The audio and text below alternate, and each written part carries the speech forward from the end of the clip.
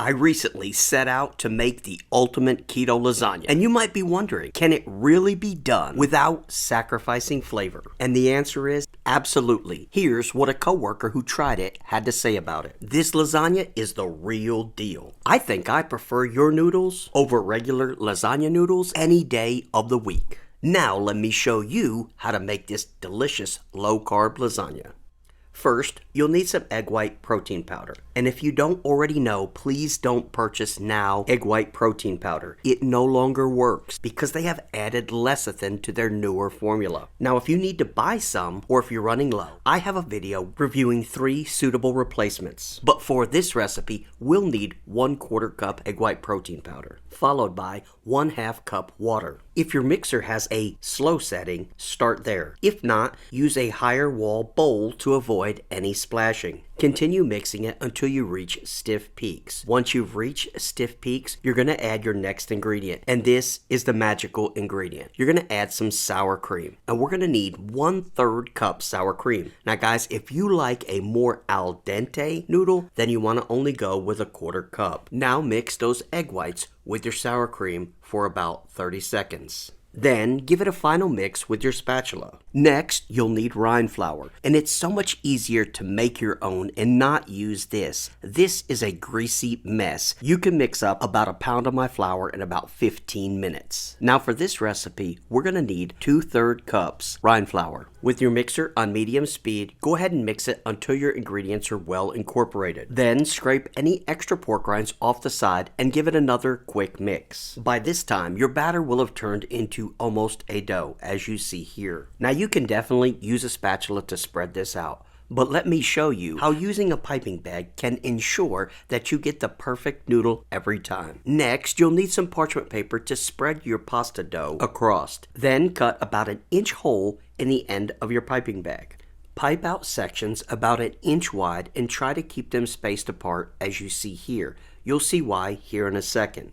Now I'm using a flexible cake decorating spatula, but you can use a regular spatula. It's not going to come out quite as nice, but it will work. Now, spread your sections out and make sure you're overlapping them. The goal here is to spread each section into the next section evenly. This is going to give you a nice, consistent noodle when you finish this process. Now, begin to smooth out your batter. You want to go ahead and fill in all the little gaps that you have and try to get a nice rectangular shape.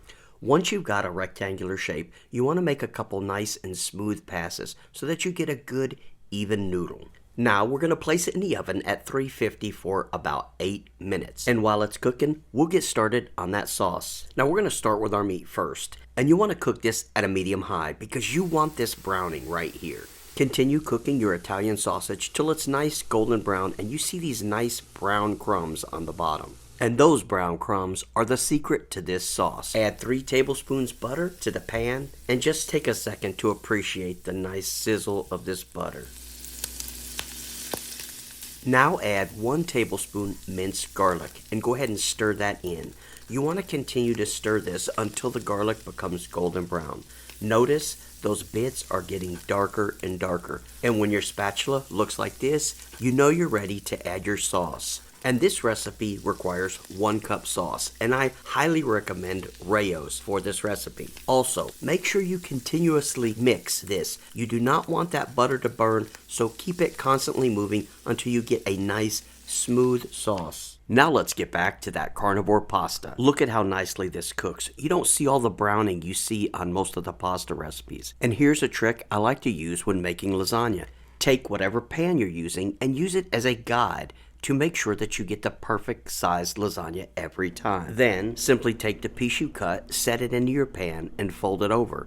Once that's done, remove it, trim the edges. Once the edges are trimmed, you have a perfect size. And if you have any leftovers like I do, just repeat the process. You can also roll this pasta up super tight without worrying about any cracking. Not to mention, it cuts like butter. And take a look at these noodles. These also refrigerate perfectly, as I made these yesterday, and I'm sure they would freeze just as good. Now look at the pliability on these. Also notice this rough side right here. This is perfect for what we're about to do here in a second. Now if you've made my enchiladas, this will be familiar to you. Place that noodle in the sauce, and coat it well. Next, you'll add 1/4 cup sauce, spreading it evenly over the noodle. Then, add 1/3 cup sausage, followed by 1 to 2 tablespoons cottage cheese. Then, finish it off with a layer of mozzarella cheese.